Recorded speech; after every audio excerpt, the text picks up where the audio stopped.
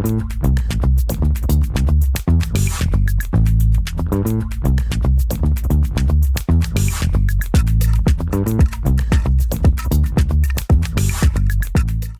Sobat Antara, kembali lagi dalam program Close Up Podcast Antara. Kali ini tamu kita adalah salah satu penulis buku yang menarik dan dia harus bertanggung jawab untuk dunia kreatif di Indonesia.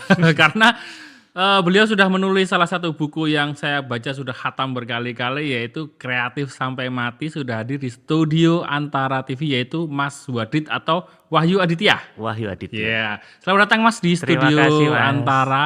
Terima kasih Akhirnya sudah diundang. saya berhasil mengundang Mas Wadid nih. Suatu kehormatan. Iya, salah satu penulis yang ya idola saya ya. Itu Saya nggak sengaja Mas nulisnya itu. Itu bukan nulis sih sebetulnya. Itu lebih saya menggambar di Photoshop, tapi sebanyak 300 halaman. Wow, menggambar aja Jadi bisa saya jadi kirim ke tulis ya? penerbitnya tuh file Photoshop sebetulnya, bukan MS Word. Di sejarah buku itu ya. Iya. Nah, yang jadi pertanyaannya adalah salah satu istilahnya covernya kan judulnya Kreatif Sampai Mati. Yang menurut Sila saya ke-6 iya. Kreatif Sampai Mati. itu sebuah punchline yang cukup berani untuk menuliskan itu menurut saya, Mas. Kenapa Mas Wadid ini sangat menyukai dan terjun di dunia kreatif gitu? Mungkin menurut saya kreatif itu adalah sebuah solusi ya untuk menjawab sebuah tantangan yang belum ada jawabannya. Jadi ya satu-satunya cara dengan berpikir kreatif. Menurut saya itu yang ya saya coba berbagi dari pengalaman-pengalaman saya. Ya saya harap itu bisa menambah wawasan teman-teman aja sih sebetulnya. Tapi buat saya kreatif itu adalah sebuah cara berpikir yang akhirnya memberikan solusi. Gitu. Oke, kalau Mas Wadid kan berarti dunia kreatifnya lebih ke animator ya atau animasi atau dunia Sebetulnya audiovisual itu? Saya mengasih istilahnya konten visual kreatif. Konten visual kreatif. Jadi saya suka banyak hal dalam berkreasi ya, mulai dari gambar, bikin komik, desain, animasi, filmmaking. Jadi saya suka semuanya sih sebetulnya. Sejak kapan Mas Wadid menyukai dunia itu atau menyadari memiliki Itu kelebihan itu? saya generasinya Pak Tino Sidin sebetulnya. Kalau teman-teman tahu ya, Iya, Pak dulu Tino di Sidin itu TVRI di itu ya. TVRI. Saya salah satu penganutnya. Jadi saya setiap sore itu saya selalu mandi dulu, terus siapin kertas kosong dan menunggu di televisi untuk mengikuti proses cara menggambar dari Pak Tino Sidin. Nah, dari situ saya melihat kok mengasihkan ya. Dan itu juga ditambah karena sebenarnya bapak saya itu sebenarnya seorang dokter, tapi dia hobinya itu menyanyi dan melukis. Nah, suatu saat itu saya ngeliat kok asik juga ini kerjaannya melukis. Menyanyinya atau melukisnya? Melukisnya. Nyanyi saya kurang minat. Iya. Melukis waktu saya ingat melukis kucing gitu. Oh, akhirnya saya dikasih coba.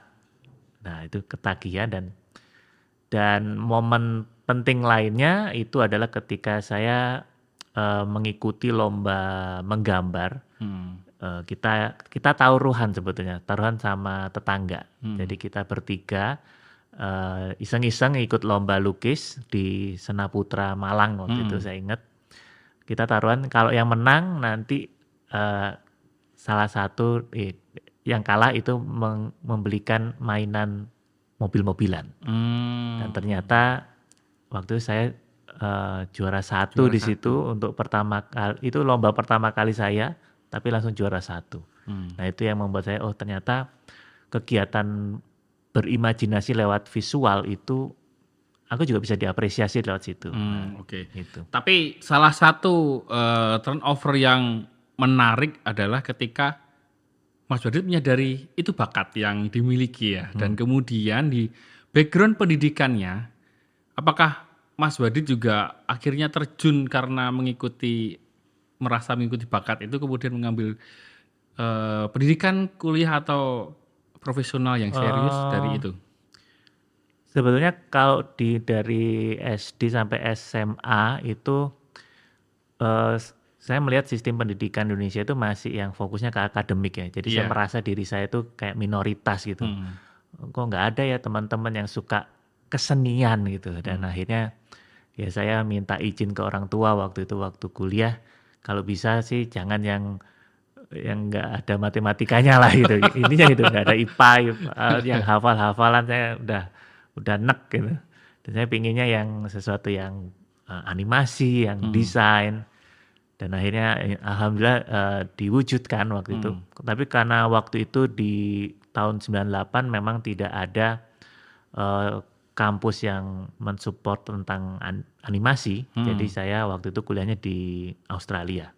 Kuliahnya di Di Australia. Australia. Saya baca dari buku bahwa Ya. titik turnovernya adalah ketika Sobat Antara nih mungkin Gen Z mungkin belum pernah ngelihat ya, tapi mungkin teman-teman milenial pernah tahu band Padi ya. Ya. Band Padi yang mana video klipnya adalah Bayangkanlah, judul lagunya Bayangkanlah itu video klipnya full animasi dan itu adalah karya Mas Wahyu Aditya. Ya, Dan itu kebetulan. adalah tugas akhir ya. Oh bukan, itu adalah animasi pertama saya yang terpanjang Yang yang pernah saya buat. Gimana ceritanya Mas? Band Padi pada saat itu kan band yang Sangat salah satu yang ya, terbesar di terbesar, Indonesia ya. dan mengontak Mas Wadid yang Jadi, saat itu belum punya PH dan sebagainya. itu project nekat sih sebetulnya. Nekat? Jadi waktu itu saya memang dari kuliah tuh sudah fans beratnya Padi. Iya. Saya ikut kayak dulu tuh forum fans itu ada di IRC ya. MIRC. MIRC ya. Iya. Jadi chat-chat Chat-chat gitu itu ya. ya. Ya Aku sampai tahu akhirnya lagi. saya tahu adminnya, kenal adminnya dan saya mulai karena kenal mulai memperkenalkan diri bahwa saya punya saya belajar tentang animasi dan suatu hari saya sudah menyelesaikan tugas akhir saya di kampus dan waktu itu juga sempat memenangkan beberapa penghargaan. Nah, itu yang saya coba unggulkan sebagai ini portfolioku, aku pengen bikin video klip Padi animasi gitu. Dengan modal portfolio tadi itu. Dan konsepnya sebenarnya juga nggak jelas juga. Saya cuma memberikan storyboard asal-asalan gitu. Karena saya nggak tahu lagu apa yang mau dibuat gitu. Tapi akhirnya saya dapat kesempatan ke rumah mereka. Saya ketemu personilnya. Ke rumah siapa Mas? Fanbase-nya. Oh, fanbase-nya. Kantor sih sebenarnya, kantor. Waktu itu memang mereka pada nginepnya di situ semua, masih nggak mewah lagi. Jadi ketemu Piyu, ketemu Fadli, dan akhirnya di ACC. Di ACC. Silakan bikin gitu. Dan kalau di bukunya kan ilustrasinya ketika mengerjakan itu sambil ditemenin Mas Piyu langsung atau Mas ditemenin Mas Fadli. Ya, sampai dia datang ke apartemen saya, nemenin, ngeliatin. Karena dia juga antusias ya. Ini klip pertama mereka yang mungkin juga waktu itu momennya adalah klip pertamanya Padi dan mungkin klip pertama animasi juga. Iya, di Indonesia waktu itu kan video klip masih menonjolkan bandnya ya. Tapi itu konsep yang sudah animasi di tahun itu yang kita tidak menonjolkan bandnya sama sekali. Iya, dan itu cukup menarik bagi saya dan saya di situ saya tertarik tuh membaca begitu. Wah, ternyata Mas Wadid ini yang buat video klipnya ini nih. Kayak di Linkin Park kan juga kayak gitu ya. Kalau misalnya ada yang reanimation itu. 4 bulan saya bikin. 4 bulan itu. Sendirian. Sendirian? Yeah. Gimana sih kondisi ekosistem atau kondisi di Indonesia saat ini mengenai dunia animasi Mas Wadid? Apakah sudah cukup suportif atau ekosistemnya sudah mulai terbentuk atau dibandingkan dengan zaman pada saat itu seperti apa? Kalau dibandingkan zaman saya memang sangat jauh ya. Sekarang ini sudah banyak yang gratis malahan dari softwarenya, dari bahkan medianya juga aksesnya sangat mudah. Jadi di sisi lain kadang-kadang mereka bisa dikatakan dimanjakan dengan fasilitas yang sudah ada. Tapi di sisi lainnya juga mereka juga cukup berat untuk berkompetisi dengan konten-konten yang sudah ada karena ya sekarang kita bisa membuat konten tuh di rumah saja gitu ya. Tidak dulu kan birokrasinya harus lewat TV, harus lewat produser yang besar, tapi kita sekarang punya kemampuan untuk membuat konten sendiri dengan modal yang tidak terlalu besar. Tapi kalau situasi dunia peranimasi Indonesia sudah positif sih, banyak bermunculan karakter-karakter yang populer ya sekarang.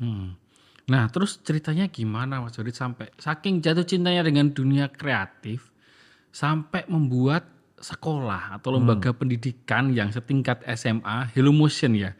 Ya. Itu dari mulai biaya sendiri sampai akhirnya bekerja sama dengan pemerintah gitu. Dan mungkin karena saya terinspirasi dari ibu saya. Ibu saya itu seorang pengusaha yang juga punya kursus bahasa Inggris waktu itu. Ya saya sebenarnya pingin berbagi, dan karena saya tahu ada gap antara dunia edukasi dengan dunia industri sebetulnya.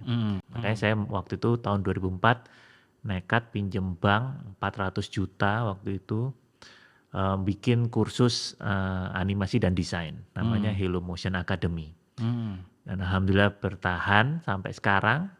Dan di tahun 2017 itu saya membuat tingkat SMA-nya, namanya SMA Hello Motion. Kalau itu berangkat dari masa lalu saya yang saya menganggap saya minoritas, karena saya yakin pasti banyak waditya-waditya yang lain yang di masa SMA-nya tuh sama seperti saya yang mencari circle-nya ya. Iya, yang dia sudah tahu sukanya apa, duduknya akhirnya di belakang, nggak fokus ke papan tulis, fokusnya ke gambar. Waktu itu saya protes ke guru saya, kok seni rupa nggak ada itu karena harus Eptanas waktu itu. Iya. Dan itu cuma 2 jam per minggu, kadang-kadang gurunya nggak ada gitu. Nah makanya di SMA saya itu sekarang kalau ngomongin seni budaya itu saya bikin 20 jam per minggu. 20 jam per minggu. Matematikanya dikurangi. Ya itu salah satu ini sih ya untuk meningkatkan, ada kan ya otak kanan dan otak kirinya lebih cenderung yang mana gitu ya. Ya, kalau saya sih lebih ke masa lalu saya tuh pasti masih ada sekarang yang diidam-idamkan juga. Kayak hal-hal sederhana misalnya saya pingin rambut saya gondrong, saya pingin pakai baju bebas, rambutnya dicat, itu semua saya akomodir. Lalu apakah ini yang menjadi ini Mas dasar untuk membuat kalau pendidikan kan ada silabusnya bahwa industri kreatif di Indonesia ini harusnya dibentuk atau diakomodir di tingkatan SMA nih gitu atau tingkatan pendidikan nih sampai akhirnya Mas Wadid ini membuat SMA yang ya berarti ini jawabannya nih, kita bentuklah masyarakat Indonesia atau anak Indonesia ini yang suka dunia kreatif melalui institusi pendidikan gitu. Apakah seperti itu? Salah satunya iya, tapi kami sebenarnya tidak mengarahkan anak-anak itu juga menjadi seniman. Tapi buat saya seni itu bisa mewakili apa yang kita ajarkan. Kita mengajarkan itu sebenarnya 4C, Mas. C pertama itu creativity, kedua adalah critical thinking, communication, dan collaboration. Itu 4 hal yang dibutuhkan di abad 21 sebetulnya untuk teman-teman itu bisa bertahan gitu ya. Nah, seni buat saya itu bisa mewakili 4 hal itu tadi. Jadi teman-teman sebenarnya kita nggak ngajarin mereka bisa jadi ilustrator atau animator, karena banyak murid-murid kami itu ya minatnya beragam. Ada yang suka musik, akhirnya mereka bikin tugas akhirnya adalah membuat album. Ada yang suka dancing, ada yang suka menulis novel. Saya malah menerima itu dia bikin tugas akhirnya itu bikin novel bahasa Inggris 300 halaman. 300 halaman? Kan itu luar biasa ya buat saya. Bahasa Inggris lagi ya? Bahasa Inggris lagi. Jadi ya karena kita memberi ruang sekreatif itu, mereka akhirnya bisa berekspresi sesuai minat mereka sebetulnya. Nah, berarti sebenarnya Hello Motion ini kan salah satu karya Mas Wadid ya. Selain karya portofolio kan ada karya sebuah masterpiece-nya, ya inilah lembaga pendidikan. Nah, apa Mas menurut Mas Wadid bahwa beberapa karya Mas Wadid yang benar-benar diapresiasi oleh bahkan di tingkat internasional gitu. Bahkan mungkin sampai membuat pemerintah juga turut mendukung nih Mas Wadid untuk wah ini bagus nih kalau kita kembangin di Indonesia, makanya kita support mungkin ada ajang-ajang tertentu gitu. Apa aja Mas? Kalau karya Hello Motion sebagai institusi kita alhamdulillah disupport sama pemerintah. Mereka cukup sering kita dipromosikan ke Jepang, ke Singapura dan lain sebagainya. Tapi kalau karya secara visual itu saya juga membuat sebuah konten anak-anak, namanya itu desain berbasis IP character, namanya Fanci-chan. Jadi itu saya terinspirasi dari apa yang sudah ada seperti Mickey Mouse atau Hello Kitty. Jadi saya mencoba membuat karakter wujudnya itu kelinci berambut poni, namanya Fanci-chan. Dan itu alhamdulillah mendapatkan respon positif, dan terakhir itu kami diundang ke KBRI Paris sebagai salah satu wakil untuk produk kreatif Kota Jakarta. Apa Mas yang ditawarkan dari Fanci-chan ini? Apakah karakternya aja atau ada cerita yang diangkat konten lokalnya gitu? Jadi kalau Fanci-chan ini kan sebetulnya adalah media saya untuk bisa bonding dengan anak saya waktu itu ya. Jadi akhirnya saya menciptakan banyak cerita-cerita anak yang biasanya saya bacakan untuk anak saya sebelum tidur. Dan itu akhirnya disambut sama penerbit besar, Mizan. Itu mereka akhirnya mencetak 50 judul buku sekarang. Nah, jadi Ci-chan ini menawarkan sebuah IP yang kita ada 3 pilar sebetulnya, creativity, imagination, sama nilai-nilai positif. Nah, itu yang kita sebarkan lewat buku dongeng, animasi pendek, bahkan musik. Saya sudah merilis 23 lagu anak, itu bisa didengar di Spotify, di iTunes, dan itu responnya sangat baik sekali. Berarti inspirasi IP karakter Fanci-chan ini dari anaknya Mas Wadid sebenarnya. Nah kalau salah satunya kan Pokemon dan Fanci-chan itu kan salah satunya kan yang kita sebut industri kreatif yang dalam bentuk IP karakter. Itu apa sih Mas sebenarnya IP karakter yang sebenarnya yang bisa dijelaskan? Kemudian apakah itu bisa dikembangkan di Indonesia gitu? Jadi waktu itu saya mendapatkan semacam beasiswa ke Jepang waktu itu, ke Tokyo, untuk mengamati industri kreatif di sana selama 3 bulan. Saya ke studio, ke kampus-kampus, ke event-event, dan saya mengambil kesimpulan jarak sekitar 5 meter itu pasti ada karakter di situ. Di sekeliling saya itu pasti ada itu. Dan artinya mereka karakter ini kan basisnya dari ide dan imajinasi otak kita ya. Dan itu mereka bisa dimonetasi menjadi lewat 4 medium sebetulnya. Cuma lewat gambar, suara, video, dan permainan. Nah, dan itu menghasilkan nilai ekonomi yang besar. Ya, itu yang menginspirasi kenapa enggak kita juga fokusnya ke IP character atau intellectual property berbasis karakter. Jadi bukan fokusnya ke animasi atau ke game, tapi kita membuat IP-nya dulu yang ketika IP-nya itu terbentuk, itu bisa fleksibel ke 4 ranah tadi. Ke game bisa, ke musik bisa. Dan itu yang terjadi di One Piece, Pokemon, Upin Ipin. Upin Ipin tuh nggak cuma ada gamenya, ada filmnya, ada musiknya gitu. Berarti IP karakter ini kan sebenarnya salah satu produk digital ya, yang mana produk digitalnya ini berupa ya karakter. Betul. Atau pemampatan inti dari ide yang akhirnya jadi visual ya Mas. Nah kalau di Jepang kan itu kan cukup berkembang sampai akhirnya Mas Wadid pengen menduplikasi itu melalui salah satunya IP karakter yang bisa dimonetize dan sebagainya, Fanci-chan itu ya. Nah apa yang bisa dikembangkan nih Mas di Indonesia ketika ternyata bisa loh IP karakter ini di Indonesia menjadi sebuah industri yang bisa bahkan membuka banyak lapangan kerja nantinya gitu. Sebetulnya sih di industri Indonesia itu sudah beredar ya, tapi sayangnya IP-IP dari luar, dari Amerika, dari Jepang yang sudah menempel di beragam brand produk-produk Indonesia. Karena salah satu bisnis IP karakter itu adalah sebenarnya lisensi. Lisensi Jadi dari kita mengizinkan karakter kita dipinjam oleh pihak lain dalam waktu tertentu.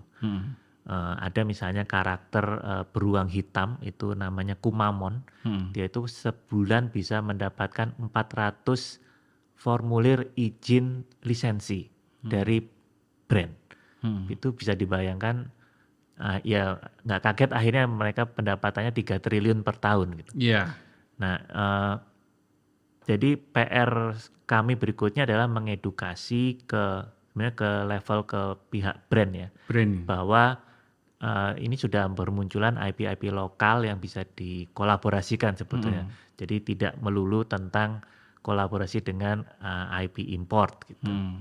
Nah, gimana sih Mas caranya mungkin kan banyak nih IP karakter di Indonesia yang sudah berkolaborasi juga bahkan di luar atau bahkan kalau kita di supermarket tuh bungkus ciki pun sekarang udah Ya. banyak ya kayak si Juki, Tai Ya. Lalat dan sebagainya. Nah, bagaimana Mas langkahnya untuk menciptakan IP karakter ini biar lisensi atau karya ciptanya ini, hak karya ciptanya ini bisa dimonetisasi sesuai dengan aturan yang berlaku. Kan kadang banyak mungkin animator yang memiliki banyak karakter yang pengen diolah seperti itu tapi nggak tahu nih caranya seperti apa. Ya. Gitu.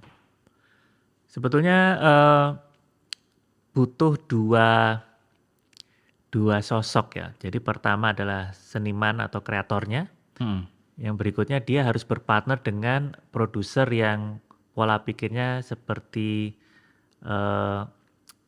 bursa saham gitu. Jadi bisnis lah. Jadi harus dua kombinasi ini. Berpikir seperti Wall Street gitu. Jadi dengan dua kombinasi ini harusnya itu lebih memudahkan mendapatkan peluang untuk kerjasama.